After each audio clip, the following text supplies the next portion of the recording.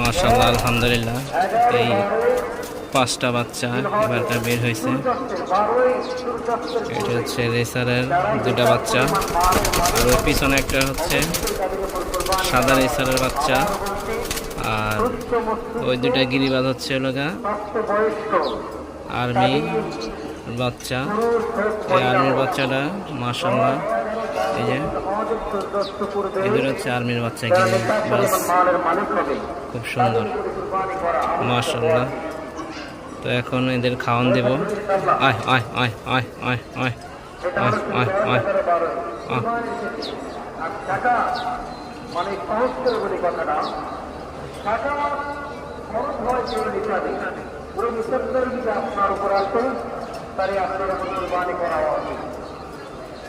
জাকাত ফরজ হওয়ার শর্ত হলো একটা বছর অতিক্রান্ত